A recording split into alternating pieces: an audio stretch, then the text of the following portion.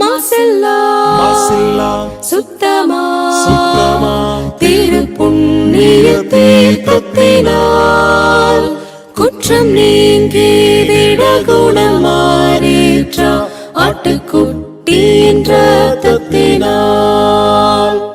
மாசில்லா சுத்தமா திரு புண்ணிய தீர்த்தத்தினால் குற்றம் நீங்கி விட குணமாறேற்ற ஆட்டுக்குட்டியின் ரத்தத்தினால். தேவனுடைய நாமத்திற்கு மகிமை உண்டாவதாக. வாரத்தின் முதல் நாளிலே நாம் சபையாக ஒன்று சேர்ந்து தேவனை தொழுது கொள்வது என்பது நமக்கு கிடைக்கப்பட்டிருக்கிறதான மிக பெரிதான ஸ்லாக்கியம். ஆகையினாலே நாம் நன்றி உணர்வோடு மகிழ்ச்சியோடு முழுமனதோடு ஆவியோடு உண்மையாக அவரை நாம் தொழுது கொள்வோம். தூக்கமாக ஒரு பாடலை நாம் தெரிந்து கொள்வோம். சகோதரர்களை அன்போடு அழைக்கின்றோம். கற்பாறை போன்ற கடல் மேல் நடப்பது லேசான காரியம். கற்பாறை போன்ற கடல் மேல் நடப்பது லேசான காரியம். கற்சாடி நீரையும் கனிரசமாக்குதல் லேசான காரியம். கற்சாடி நீரையும் கனிரசமாக்குதல் லேசான காரியம். உமக்கது லேசான காரியம், லேசான காரியம், எதுவும் லேசான காரியம். பலன் உள்ளவன் பலன் அற்றவன், பலன் உள்ளவன் பலன் இல்லாதவன், யாராயிருந்தாலும் உதவிகள் செய்வது லேசான காரியம். உமக்கது லேசான காரியம். முதலாவது துதி ஜெபத்தை ஏறெடுக்கும்படியாக சகோதரர் ஒருவரை அன்போடு அழைக்கின்றோம். பரலோகத்திலே வாசமாக இருக்கிற எங்கள் நல்ல பிதாவே, இக்காலத்தில் எங்களை அற்புதமாக வழிநடத்தி கொண்டு வருகிறவரே, உம் கிருபையாலும் உம் இரக்கத்தாலும் நாங்கள் வாழுகிறோம். எங்களால் ஆகுமென்று யோசிக்கும் தகுதி கூட இல்லாதவர்கள், எங்களுடைய தகுதியெல்லாம் உமது குமாரனும் எங்கள் ஆண்டவருமாகிய இயேசுவில் இருக்கிறது. இந்த நாளிலே அவர் மூலமாய் அவர் இரத்தத்தால் கழுவப்பட்டவர்களாய் பலவீனராகிய நாங்கள் ஆவியின் பலத்தால் உம் சமூகத்திலே வந்து உம்மை தொழுது கொள்ள காத்திருக்கிறோம். நல்ல பிதாவே, எல்லாருமாய் சேர்ந்து எங்களை ஒரு பலி போல மொத்தமாக பலிபீடத்தின் மேலே ஒப்புக் கொடுக்கிறோம். இந்த நாளில் உம்மை தொழுது கொள்வதனால் உண்டாகிற ஆசீர்வாதம், சமாதானம், சுகம் அனைத்தையும் பெற்றுக்கொள்ள வாஞ்சையாய் எங்களை தாழ்த்துகிறோம். எங்கள் பாவ குற்றங்களை மன்னித்து எங்களை சுகந்த வாசனையாக முகர்ந்து எங்களை பலியாக ஏற்றுக்கொண்டு ஆசீர்வதிப்பீராக. நீ செய்த எல்லா உபகாரங்களுக்காக நன்றி என்று சொல்வதை தவிர வேறொன்றும் எங்களிடத்தில் இல்லை. எங்களை தாழ்த்துகிறோம், உம்மை உயர்த்துகிறோம். இயேசு கிறிஸ்துவின் பரிசுத்த நாமத்தில் துதித்து ஜெபிக்கிறோம் பிதாவே, ஆமென். பிதா குமாரன் பரிசுத்தாவின் நாமத்திலே உங்களை நான் ஆசீர்வதித்து உலகளாவிய இந்த பொது தொழுகைக்கு வரவேற்கிறதுல மிகவும் மகிழ்ச்சி அடைகிறேன். அன்பான பரிசுத்தமுள்ள என் சகோதரர்களே, சகோதரிகளே, இந்த கர்த்தருடைய நாளில் நீங்கள் அவரை பணிந்து கொள்ளத்தக்கதாக உங்கள் இருதயம் ஆயத்தமாகும்படி நான் ஜெபிக்கிறேன். கர்த்தராகிய இயேசு கிறிஸ்துவினுடைய பரிபூரணமான கிருபை உங்கள் அனைவர் மீதும் இருக்க வேண்டும் என்பது என்னுடைய ஜெபமாக இருக்கிறது. பரிசுத்த ஆவியானவர் நமக்கு தந்த புதிய ஏற்பாடு எபிரேயருக்கு எழுதிய நிருபம் 7வது அதிகாரம் 1 வசனத்தை வாசிக்கிறேன், கவனித்து பாருங்கள். இந்த மெல்கிசேதேக்கு சாலேமின் ராஜாவும் உன்னதமான தேவனுடைய ஆசாரியனுமாயிருந்தான். ராஜாக்களை முறியடித்து வந்த ஆபிரகாமுக்கு இவன் எதிர்கொண்டு போய் அவனை ஆசீர்வதித்தான். இந்த தகவல் மிக ஆச்சரியமாக இருக்கிறது. இங்கே ஆபிரகாமை குறித்து நாம் படிக்கிறோம். ஆபிரகாமை சந்தித்த மெல்கிசேதேக் என்ற ராஜா ஆசாரியனை குறித்து நாம் படிக்கிறோம். நாம் ஆபிரகாமை குறித்து ஆதியாகமம் 12வது அதிகாரம் முதல் 4 வசனத்தில் கர்த்தர் அவனை அழைத்து அவனை ஆசீர்வதித்து, நான் காண்பிக்கும் தேசத்துக்கு நீ போ, உனக்குள்ளே பூமியில் உள்ள வம்சங்கள் எல்லாம் ஆசீர்வதிக்கப்படும் என்று சொன்னார். ஆபிரகாம் தேவனுடைய வார்த்தைக்கு கீழ்ப்படிந்து புறப்பட்டு போனான். 12ஆம் அதிகாரத்தில் புறப்பட்டு போனவன் 14ஆம் அதிகாரம் வரும் பொழுது அவனுடைய வாழ்க்கை மிகவும் மாறி இருந்தது. அவனுக்கு செல்வமும் வேலைக்காரனும் ஏராளமாயிருந்தார்கள். அவனுடைய உறவினனாகிய லோத்துவையும் அவனுடைய குடும்பத்தையும் அவனுடைய செல்வத்தையும் அந்த காலத்தில் 5 ராஜாக்கள் ஒன்றாய் சேர்ந்து அவர்கள் கூட்டணியாக வந்து அந்த தேசத்தை கொள்ளையடித்து லோத்துவையும் அவனுடைய மனைவியும் அவனுடைய குடும்பத்தையும் சிறையாக பிடித்து கொண்டு போய்விட்டார்கள். இந்த தகவல் ஆபிரகாமுக்கு தெரிய வருகிறது. தேவன் லோத்தையும் அவனுடைய குடும்பத்தையும் அவனுடைய செல்வத்தையும் அந்த 5 ராஜாக்கள் பிடுங்கி கொண்டு ஓடி போனார்கள் என்ற தகவலை கேட்டபோது அவன் என்ன செய்தான்? அதுதான் நமக்கு இன்றைய செய்தி. நீதிமொழிகள் 17வது அதிகாரம் 17வது வசனம் உங்கள் கையில் பேனா இருக்குமானால் அடிக்கோட்டிடுங்கள். இடுக்கண்ணில் உதவவே சகோதரன் பிறந்திருக்கிறான். புரியுதுங்களா? இடுக்கண்ணில் உதவுவதற்காகத்தான் சகோதரன் பிறந்திருக்கிறான். நம்ம எல்லாரும் ஏதோ ஒரு கட்டத்தில் நம்ம குடும்பத்தில் நம்ம சகோதரர்களாக இருப்போம். ஆனால் இந்த காலத்தில் மனிதர்கள் அப்பா அம்மாவுக்கு பிறகு தன்னோடு பிறந்த சகோதர சகோதரிகளை கைவிடுவதையும் மறந்து விடுவதையும் வழக்கமாக கொண்டிருக்காங்க. அண்ணன் தம்பிகள் ஒருவர் நேசிப்பதில்லை. அண்ணன் ஏழையாக இருந்தால் தம்பி காப்பாற்ற மாட்டான். தம்பி ஏழையாக இருந்தால் அண்ணன் காப்பாற்ற மாட்டான். தம்பிக்கு ஒரு அவமானம், ஒரு சிக்கல் என்றால் அண்ணன் முன்னால் வரமாட்டான். அப்படியே அவன் முன்னால் வந்தாலும் அவனுடைய மனைவி அதை தடுத்து விடுவாள். இதுதான் இன்றைய குடும்ப சூழல்.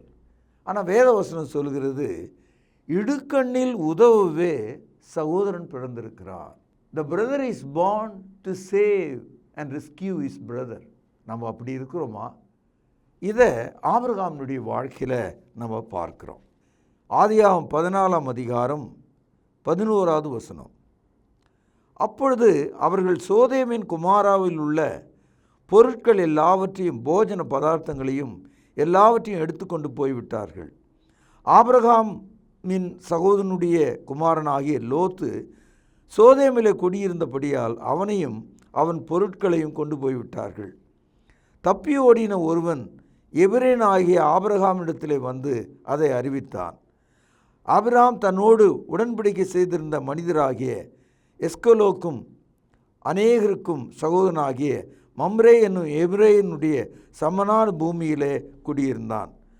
தன் சகோதரன் சிறையாக கொண்டு போகப்பட்டதை ஆபிரகாம் கேள்விப்பட்ட போது அவன் தன் வீட்டிலே பிறந்த கைப்படிந்தவர்களாகிய 318 ஆட்களுக்கும் ஆயுதம் தரிப்பித்து தான் என்னும் ஊர் மட்டும் அவர்களை தொடர்ந்து ராக்காலத்திலே அவனும் அவன் வேலைக்காரரும் பிரிந்து பவுஞ்சிகளாய் அவர்கள் மேல் விழுந்து அவர்களை முறியடித்து தமஸ்குவுக்கு இடதுபுறமான ஓபா மட்டும் துரத்தி சகல பொருட்களையும் திருப்பி கொண்டு வந்தான். உங்கள் கையில் பேனா இருக்குமானால் அடிக்கோட்டிடுங்கள். சகல பொருட்களையும் திருப்பி கொண்டு வந்தான். தன் சகோதரனாகிய லோத்தையும் அவனுடைய பொருட்களையும் ஸ்திரீகளையும் ஜனங்களையும் திருப்பி கொண்டு வந்தான். அன்பு சகோதரர்களே, வாழ்க்கை என்பது என்னைக்கு என்ன நடக்கும்னு தெரியாத ஒரு உலகத்தில் நாம் இருக்கிறோம். எப்பொழுது புயல் வரும், எப்பொழுது சுனாமி தாக்கும், எப்பொழுது வியாபாரம் அடிமட்டமாய் கெட்டுப்போகும், தொழில் நஷ்டமாகும், எப்போ நமக்கு வியாதியை தாக்கும், இதெல்லாம் நமக்கு தெரியல. சடுதியாக நடக்கிறது. இங்கே ஆபிரகாமினுடைய வாழ்க்கையில் அவனுடைய தூரத்து உறவினரும் அவருடைய குடும்பமும் அவருடைய செல்வங்களும் எல்லாவற்றையும் அந்த ராஜாக்கள் கொள்ளையடித்து கொண்டு போன போது ஆபிரகாம் என்ன செய்தார்? நீதிமொழிகள் 17 படித்தோம். இடுக்கண்ணிலே உதவுவதற்காக தான் சகோதரன் பிறந்திருக்கிறான். சகோதரர்களே, ஆதியாகமம் 12வது அதிகாரத்தில் ஆபிரகாம் தன் மனைவியோட அவன் புறப்பட்டு போனானே, கர்த்தர் அவனை ஆசீர்வதிப்பதாக சொன்னார். எவ்வளவு ஆசீர்வதித்தார் என்ற ஒரு தகவல் இந்த வசனத்திலே இருக்கிறது. அதாவது 14ஆம் அதிகாரம் 14வது வசனத்தில் 318 வேலைக்காரர்கள் அவன் வீட்டில் இருந்தாங்களாம். நீங்கள் அது கொஞ்சம் எண்ணி பாருங்கள். 318 சர்வன்ட்ஸ். ஆபிரகாம் புறப்பட்டு போகும்போது தனியாக போனான். 318 வேலைக்காரர்கள் இப்பொழுது எங்கிருந்து வந்தாங்க? அப்போது எவ்வளோ பெரிய செல்வந்தனாக அவன் இருந்திருக்க வேண்டும். நாம் தேவனுடைய வார்த்தை கேட்டு நடக்கும்போது அவர் நம்மை ஆசீர்வதிப்பார். நம்முடைய கையின் கீழே பொன்னையும் வெள்ளியும் மிருகங்களையும் வீடுகளையும் நிலங்களையும் வேலைக்காரர்களையும் கர்த்தர் கொடுப்பார். வேதாகமும் ஆசீர்வாதத்தின் புத்தகம். நீங்கள் ஆசீர்வாதத்தை விரும்பினால் அது உங்களுக்கு கிடைக்கும். நீங்கள் சாபத்தை விரும்பினால் அது உங்களுக்கு கிடைக்கும். ஆபிரகாம் ஆசீர்வாதத்தின் அடையாளமாக இருக்கிறான். ஆனால் இவ்வளோ ஆசீர்வாதம் இருக்கிறதுனால இது போதும் அப்படின்னு அவன் இருமாந்து இல்லாமல், தன்னுடைய சகோதரன் வேதனைப்படுகிறான், அவனுடைய வீட்டில் ஒருவரும் இல்லை, எல்லாம் போய்விட்டது, எல்லாம் கொள்ளை போனது என்று கேள்விப்பட்ட போது ஆபிரகாம் தன்னுடைய வீட்டில் உள்ள வேலைக்காரர்களை அழைத்து கொண்டு அந்த சேனையை துரத்தி கொண்டு போனான் என்று நாம் படிக்கிறோம். அந்த 5 ராஜாக்களை துரத்தி கொண்டு போனான் என்று படிக்கிறோம். அது மாத்திரம் அல்ல, எல்லாவற்றையும் அவன் திருப்பி கொண்டு வந்தான். ரெஸ்கியூட் ஆல், ரிட்ரிவேட்டட் ஆல், எல்லாவற்றையும் ஒன்று விடாமல் திருப்பி கொண்டு வந்தான். வாழ்க்கையில் தோற்று போவதும் இழந்து விடுவதும் தொலைத்து விடுவதும் நம்முடைய பழக்கமாக இருக்கிறது. பெரியவங்க சொல்கிறாங்க, இந்த வீடெல்லாம் என்னுடையது, இந்த நிலமெல்லாம் என்னுடையது, இந்த பொருளெல்லாம் என்னுடையது, இப்பொழுது என்ன? எல்லாம் போய்விட்டது. நம்முடைய வாழ்க்கையில் கடவுள் நமக்கு கொடுத்ததை காப்பாற்றணும், அதை திருப்பி கொண்டு வரணும். நாம் இழப்பதற்காக கிறிஸ்தவர்களாக இல்லை, நாம் இருப்பதற்காக கிறிஸ்தவர்களாக இருக்கிறோம். நாம் தேவனுடைய ஜனங்களாக இருக்கிறதுனால்தான் இந்த உலகம் ஆசீர்வதிக்கப்படும். நாம் தேவனுடைய ஜனங்களாக இருக்கிறதுனால்தான் இந்த உலகத்துக்கு சுவிசேஷத்தை நாம் சொல்ல முடியும். அதனால்தான் தேவன் நம்மை ஆசீர்வதித்திருக்கிறார். நாமே பிச்சைக்காரர்களாக இருந்தால் நிஜமான பிச்சைக்காரர்களுக்கு எப்படி நாம் உதவி செய்வது? நாமே ஏழைகளாக இருந்தால் இந்த உலகத்தாரை உடுத்துவது எப்படி? அவர்களை காப்பாற்றுவது எப்படி? ஆகவே தேவன் நம்மை ஆசீர்வதித்திருக்கிறார். ஆபிரகாம் எல்லாவற்றையும் திருப்பி கொண்டு வந்தான். இந்த வார்த்தை உங்கள் இருதயத்தில் இந்த காலையில் ஆழமாக பதிய வேண்டும் என்று நான் ஜெபிக்கிறேன். He rescued all, he retributed all, எல்லாவற்றையும் திருப்பி கொண்டானான். சில சமயங்களில் நம்ம போய் பெருக்கி வாரி எடுத்துகிட்டு வரும்போது அதில் எதையாவது விட்டுட்டு வந்துடுவோம். முக்கியமான ஒரு பொருளை தொலைச்சிடுவோம், எதையாவது ஒன்று இழந்துருவோம். ஆனால் ஆபிரகாமுடைய வாழ்க்கையில் ஒரு கை குழந்தையோ அல்லது ஒரு பொருளோ அல்லது ஒரு தங்கமோ வெள்ளியோ அல்லது ஒரு மனிதனோ மிருகமோ ஒன்றும் அவன் இழக்கவில்லை. எல்லாவற்றையும் திருப்பி கொண்டு வந்தான். இந்த காலையில் என் அன்பு தாயே தகப்பனே, உன் வாழ்க்கையில் நீங்கள் இழந்தவைகளை எல்லாம், உன் சகோதரன் இழந்தவைகளை எல்லாம் திருப்பி கொள்ளும் அதிகாரத்தை தேவன் உனக்கு வைத்திருக்கிறார். You have the authority to rescue and retrieve everything which you have lost. அவைகளை திருப்பி கொள்ள வேண்டும் என்று இன்று நான் ஜெபிக்கிறேன். அப்படி அவன் திருப்பி கொண்டு வரும்போது கர்த்தர் அவனை சந்தித்தார். அதே போல் தான் இன்றைக்கு நம்முடைய வாழ்க்கையில் தேவனுடைய திட்டத்தின்படி நாம் நடக்கும்போது, அவருடைய தீர்மானத்தின்படி அழைக்கப்பட்டவராய் அவர்களிடத்தில் அன்பு கூறும்போது, நாம் நம்முடைய குடும்பத்தை நன்றாக பராமரிக்கும் போது, நம்முடைய சகோதர சகோதரிகளை காப்பாற்றும் போது, அவர்களுக்காக உதவி செய்யும் போது கடவுள் அதை விரும்புகிறார் என்று நாம் புரிந்து கொள்ள வேண்டும். You better understand, when you help your brother and sister, God pleases in you. தேவன் உன்னை ஆசீர்வதிக்கிறார். அப்படி அவன் திரும்பி வரும்போது தான் இந்த மெல்கிசேதேக் என்ற மனிதனை அவர் சந்திக்கிறார். இந்த மெல்கிசேதேக்கை குறித்து பைபிளில் எபிரேய புத்தகத்தில் ஒரு சில குறிப்புகளை நம்ம படிக்கிறோம். அது ரொம்ப ஆச்சரியமாக இருக்கிறது. அதாவது சாலோமின் ராஜா, இந்த இடத்துல சாலோம் என்பது எருசலேமுக்கு இன்னொரு பெயர். ஆரம்ப காலத்தில் எருசலேமை சாலோம் என்று தான் அழைச்சிருக்காங்க. ரெண்டாவது, ஒரு ராஜான்னு சொன்னால் அது வேற ஒரு விதமான கேட்டகரி. பிரீஸ்ட், ஆசாரியன் என்று சொன்னால் அது வேற விதமான ஒரு கேட்டகரி. ஆசாரியன் பலி செலுத்துகிறவன், ராஜா ஆட்சி செலுத்துகிறவன். ஆனால் இந்த மெல்கிசேதேக்கு ராஜாவாகவும் இருக்கிறான், ஆசாரியனாகவும் இருக்கிறான். ராஜாவாக மனிதர்களை ஆளுகிறான், ஆசாரியராக தேவனுக்கு கீழ்ப்படுகிறான்.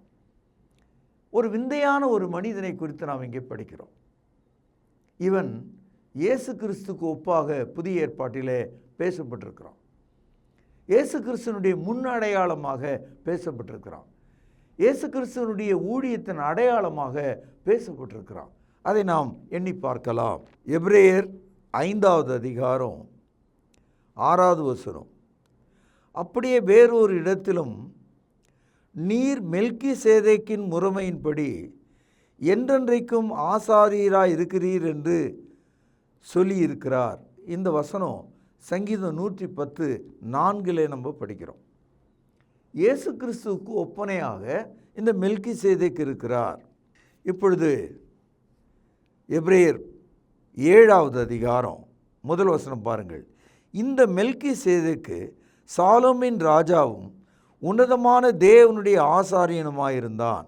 ஆபிரகாம் எல்லாவற்றையும் திருப்பி கொண்டு வருகிறார், மகிழ்ச்சியோடு வருகிறார், தன் குடும்பத்தோடு வருகிறார், தன்னுடைய வேலைக்காரர்களாகிய 318 மனிதர்களோடு வருகிறார், எல்லா பொருட்களையும் ஏற்றி கொண்டு வருகிறார், வெற்றி வீரராக வருகிறார்.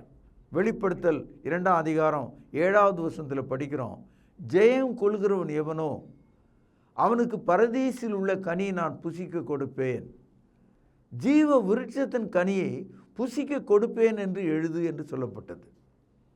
ஒவ்வொரு கிறிஸ்தவரும் ஒரு ஓவர் கம்மர், ஜெயிக்கிறவராக இருக்கணும். ஆபிரகாம் ஒரு ஜெயிக்கிறவனாக திரும்பி வருகிறான். உன்னுடைய வாழ்க்கையில் இன்றைக்கு நீ ஜெயிக்கிறவனாக இருக்க வேண்டும் என்பது தேவனுடைய சித்தமாக இருக்கிறது.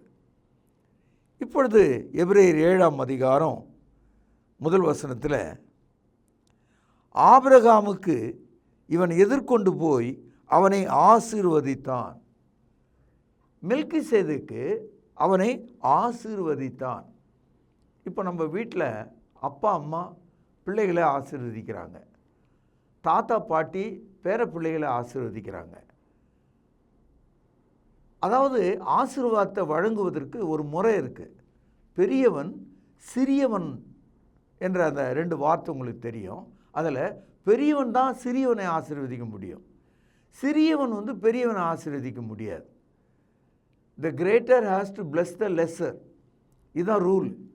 அப்படி பார்த்தா மெல்கிசேதேக்கு ஆபிரகாமை ஆசீர்வதித்தான். பாருங்கள், எபிரேயர் 7வது அதிகாரம் 7வது வசனம், சிறியவன் பெரியவனாலே ஆசீர்வதிக்கப்படுவான், அதற்கு சந்தேகமே இல்லை. அதாவது சிறியவன் பெரியவனாலே ஆசீர்வதிக்கப்படுவான். சகோதரர்களே, இந்த ஆபிரகாமுக்கு பெரியவனாகிய மெல்கிசேதேக்கு என்ன ஆசீர்வாதத்தை கொடுத்தான்? அந்த ஆசீர்வாதம் கண்ணில் பார்க்க முடியுமா? அந்த ஆசீர்வாதத்தை கண்ணால் பார்த்து கையால் வாங்க முடியுமா என்ற கேள்வி உங்களுக்குள்ளே வரும். நிச்சயமாக ஆதியாகமம் 14ஆம் அதிகாரம் 18வது வசனம், அன்றியும் உன்னதமான தேவனுடைய ஆசாரனாயிருந்த சாலோமின் ராஜாவாகிய மெல்கிசேதேக்கு, கவனியுங்கள், அப்பமும் திராட்சரசமும் கொண்டு வந்து அவனை ஆசீர்வதித்து, வானத்தையும் பூமியும் உடையவராகிய உன்னதமான தேவனுடைய ஆசீர்வாதம் ஆபிரகாமுக்கு உண்டாவதாக, உன் சத்துருக்களை உன் கையில் ஒப்பு கொடுத்த உன்னதமான தேவனுக்கு ஸ்தோத்திரம் என்று சொன்னான். எப்படிப்பட்ட ஒரு ஆசீர்வாதம் பார்த்தீங்களா? இங்கே மெல்கிசேதேக்கு ஆபிரகாமை ஆசீர்வதிக்கும் போது தேவன் யாராக இருக்கிறார், அவருடைய அதிகாரம் எப்பேற்பட்டதாக இருக்கிறது, அவருடைய ஆளுகை எங்கெல்லாம் இருக்கிறது, அந்த தேவனால உன்னுடைய சத்துருக்களை உன் கையில் ஒப்பு கொடுக்க வல்லமை இருக்கிறது என்று சொன்னான். இன்றைக்கும் உன்னுடைய சத்துருவை தேவனுடைய கைக்கு கொண்டு வருவார். உன்னுடைய எதிரே உன்னுடைய காலண்டை கொண்டு வருவார். தேவனால் உன்னை ஆசீர்வதிக்க முடியும். He can bring your enemies to your feet. இந்த காலையில் என் மகனே மகளே, நீ கவலை கொள்ளாதே, உன்னதமான தேவனுடைய ஆசீர்வாதம் உனக்கு உண்டாகும். நான் ஏற்கனவே சொன்னேன், மெல்கிசேதேக்கு ஆசீர்வதித்த போது அதை ஆபிரகாம் கண்ணால் பார்த்தானா? ஆம். ஏன்னா அவன் என்ன கொண்டு வந்தான்? மெல்கிசேதேக்கு அப்பமும் திராட்சை ரசமும் கொண்டு வந்தான். He brought bread and wine. அப்பத்தை கண்ணால் பார்க்கலாம், கையால் தொட்டு பார்க்கலாம். திராட்சை ரசத்தை கண்ணால் பார்க்கலாம், அதை சுவைத்து பார்க்கலாம். சகோதரர்களே, உங்களுடைய மனதில் ஞாபகம் வருகிறதா? ஒரு வெளிச்சம் போல தெரிகிறதா? இந்த அப்பம் திராட்சை ரசம் நம்ம இங்கே படிக்கிறோம், அது எதை பற்றி படிக்கிறோம்? அது மத்தேயு 26ஆம் அதிகாரத்தில் இயேசு கிறிஸ்து தன்னுடைய கடைசி இராவு விருந்தில் தம்முடைய அப்போஸ்தலர்களுக்கு அப்பத்தை எடுத்து, இது என் சரீரம் என்று கொடுத்தார், இதை வாங்கி புசியுங்கள் என்று சொன்னார். அந்தபடியே பாத்திரத்தை எடுத்து, இதை வாங்கி பானம் பண்ணுங்கள், இது உங்களுக்காக சிந்தப்படுகிற என்னுடைய புதிய உடன்படிக்கைக்குரிய இரத்தமாக இருக்கிறது என்று சொன்னார். அந்த அப்பம், அந்த திராட்சை ரசம் நாம் பகிர்ந்து கொள்ள வேண்டிய உணவாக, ஆவியின் உணவாக, புதிய உடன்படிக்கையாக இருக்கிறது. சகோதரர்களே, இதைத்தான் ஒரு அடையாளமாக ஆபிரகாம் தன்னுடைய வாழ்க்கையில் பெற்றுக்கொண்டான். ஜெயம் கொள்கிறவனாக பெற்றுக்கொண்டான். ஆபிரகாம் வெகுமதியாக பெற்றுக்கொண்டான். எல்லாவற்றையும் திருப்பி கொண்டு வந்த ஆபிரகாமுக்கு ஒரு பொன் பரிசாக கொடுக்கப்படல, ஒரு வெள்ளி பரிசாக கொடுக்கப்படல, அப்பமும் திராட்சை ரசமும் கொடுக்கப்பட்டது. அதுபோல் இன்றைக்கு திருச்சபையில் உங்களுக்கு வழங்கப்படும் இந்த அப்பமும் இந்த திராட்சை ரசமும் உங்கள் வெற்றியின் அடையாளமாக இருக்கிறது, ஜெயத்தின் அடையாளமாக இருக்கிறது, உங்கள் சாதனையின் அடையாளமாக இருக்கிறது. உங்கள் சத்துருக்கள் உங்கள் கையிலே விழுந்திருக்கிறதை அது காட்டுகிறது. சகோதரர்களே, இந்த காலை உங்களை மாற்ற வேண்டும். ஆபிரகாம் எல்லாவற்றையும் திருப்பிக் கொண்டான். உங்கள் வாழ்க்கையில் நீங்கள் எல்லாவற்றையும் திருப்பிக் கொள்ள வேண்டும். நஷ்டத்திலிருந்து நீங்கள் கரையேற வேண்டும். உங்கள் அடமானத்திலிருந்து நீங்கள் கரையேற வேண்டும். நீங்கள் இழந்தவைகளை எல்லாம் நீங்கள் திரும்ப பெற வேண்டும்.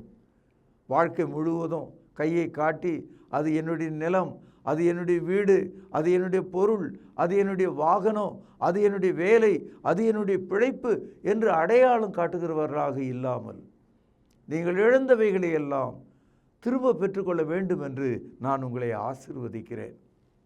ஏசாயா தீர்க்கதரிசன புத்தகம் 44வது அதிகாரம் முதல் சில வசனங்களை வாசிக்கிறேன், கவனியுங்கள்.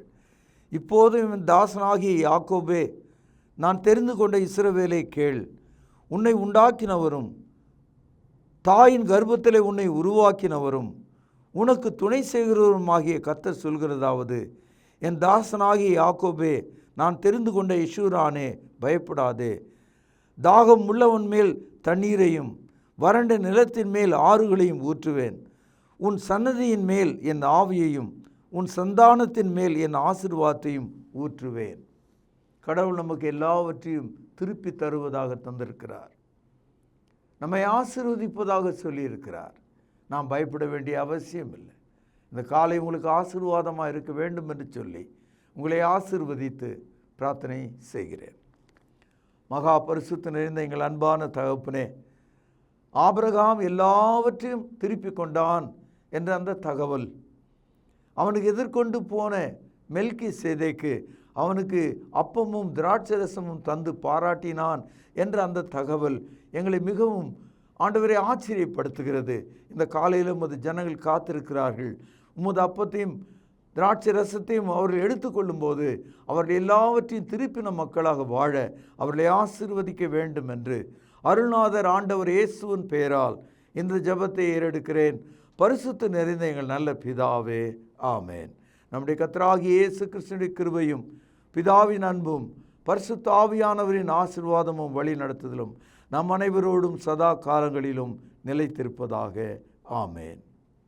கிறிஸ்து இயேசு தம்முடைய சரீரத்தை நமக்காக கிழிக்கு கொடுத்து தன்னுடைய இரத்தத்தை சிந்தினார். அவருடைய பந்தியை நினைவு கூறத்தக்கதாக நாம் ஆயத்தமாவோம். வழிநடத்தும்படியாக சகோதரர்களை அன்போடு அழைக்கின்றோம். கர்த்தருடைய பந்தியிலே பங்கு கொள்ளும்படி நம்மை நாமே ஆயத்தப்படுத்துவோம். ஆண்டவர் ஆகிய இயேசு கிறிஸ்து காட்டி கொடுக்கப்பட்ட அன்று ராத்திரியிலே அப்பத்தை எடுத்து ஆசீர்வதித்து, இதை பிட்டு நீங்கள் வாங்கி புசியுங்கள், இது உங்களுக்காக பிற்கப்படுகிற என்னுடைய சரீரமாய் இருக்கிறது என்று சொல்லியிருக்கிறார். அப்பத்திற்காக நாம் ஜெபித்து இதில் பங்கு கொள்வோம். பரிசுத்தமும் இரக்கமும் தயவும் கிருபையும் நிறைந்த நல்ல ஆண்டவரே, உம்முடைய குமாரனாகிய இயேசு கிறிஸ்து சிலுவையிலே எங்களுடைய பாவங்களுக்காக தன்னுடைய இன்னுயிரை கொடுக்கும் பொழுது அவருடைய சரீரம் கிழிக்கப்பட்டது.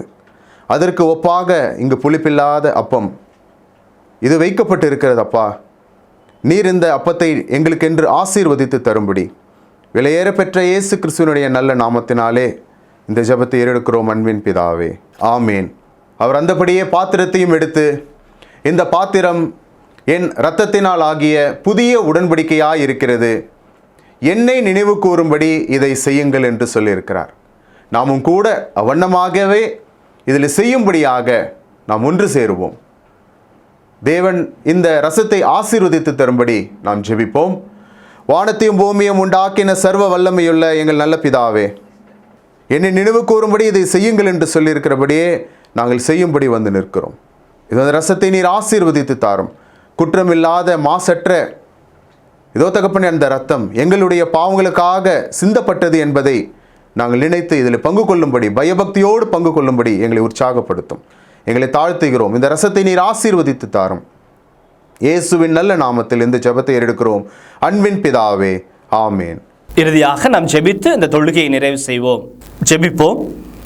கிருபையும் அன்பும் இரக்கமும் நிறைந்த பரம்பிதாவே, உம்மை தொழுது கொள்வது எவ்வளவு பெரிதான ஸ்லாக்கியம். அந்த ஸ்லாக்கியத்தை நீர் இந்த நாளில் எங்களுக்கு தந்தீரே, அதற்காக நன்றி தகப்பனே. நாங்கள் ஜெபித்த ஜெபங்களை நீர் அங்கீகரிக்க வேண்டுமாய் ஜெபிக்கிறோம். கிருபையின் பிதாவே, நாங்கள் கேட்ட வார்த்தைகளுக்காக நன்றி. அவைகள் எங்களுடைய இருதயத்தில் வைத்து அதன்படி எங்களுடைய வாழ்க்கை மறுரூபமாக நீர் தயவு செய்தல் வேண்டுமாய் ஜெபிக்கிறோம். பிதாவே, நீர் எங்களுக்கு இந்த வாரத்தில் ஆசீர்வாதமாக கொடுத்த வருமானத்திலிருந்து உமக்கென்று கொடுக்க நீர் எங்களுக்கு பாராட்டின தயவுக்காக நன்றி. இப்படியாக நாங்கள் கிறிஸ்துவனுடைய மரணத்தை நினைவு கூற நீர் தயவு பாராட்டினீர். எங்களுக்காக கிறிஸ்து தன்னுடைய சரீரத்தை கிழித்து இரத்தத்தை சிந்தினார். அதை நாங்கள் புசிக்கவும் பானம் பண்ணவும் நீர் தயவு பாராட்டினீர். இப்படியாக தாப்பனே, நாங்கள் ஏறெடுத்த இந்த தொழுகையை நீர் தாமே அங்கீகரிக்க வேண்டுமாகவும் ஆசீர்வதிக்க வேண்டுமாக ஜெபிக்கிறோம். தாப்பனே, சுவீனமாக இருப்பவர்களுக்கு உம்முடைய சுகத்தையும் ஆரோக்கியத்தையும் கட்டளை விடமாக ஜெபிக்கிறோம். காத்துக்கொள்ளும் வழி நடத்தியறலும் இயேசு கிறிஸ்து மூலம் அனுப்பிக்கிற நல்ல பரம்பிதாவே, ஆமென்.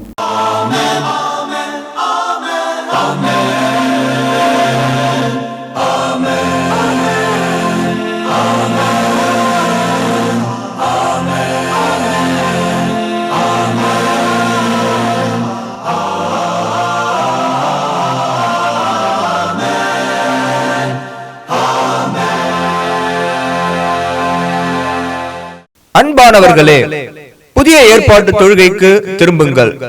இடம் YMCA வளாகம், ஹைகோர்ட் எதிரில், பிரதி ஞாயிறு காலை 11 மணி அளவில் அன்புடன் அழைக்கிறோம்.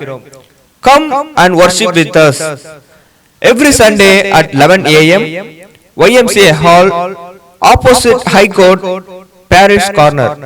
கர்த்தாவே, தேவர்களில் உமக்கு பானவர் யார்? வானத்திலும் பூமியிலும் உமக்கு பானவர் யார்? உமக்கு பானவர் யார்? உமக்கு பானவர் யார்? வானத்திலும் பூமியிலும் உமக்கு பானவர் யார்? வானத்திலும் பூமியிலும் உமக்கு பானவர் யார்?